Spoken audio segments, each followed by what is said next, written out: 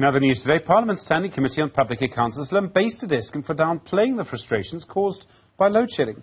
While Scopa has welcomed presentations from the power utility on progress made in relation to its recommendations, members of the committee were not impressed with responses given by Eskom's executives about the ongoing power cuts. Athi Mtongana spoke to committee chairperson Mkhuleko Hlengwa this afternoon.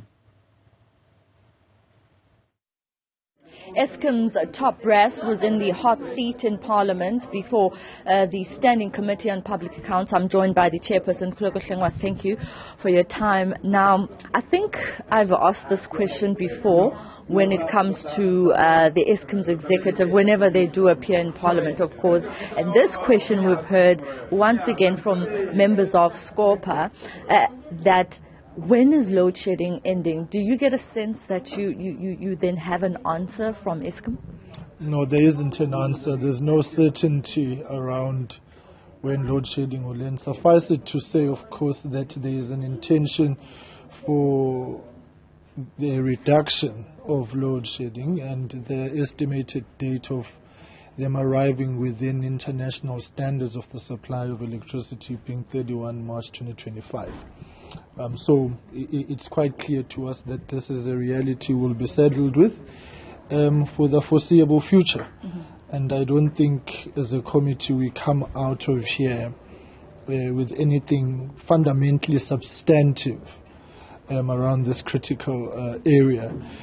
Safe to say that there are plans to sort of increase capacity, but at the same time the fleet of power stations needs heightened maintenance. And of course you're dealing with an explosion which took place at one of the units at Medupi 4.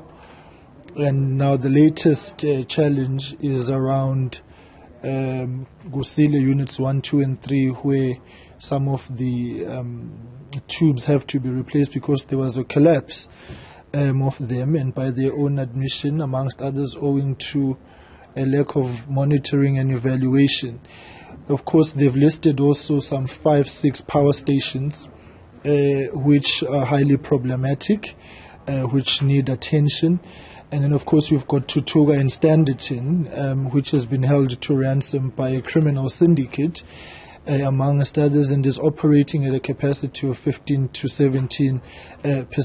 The manager of that plant is walking around with a bulletproof vest and 2 bodyguards.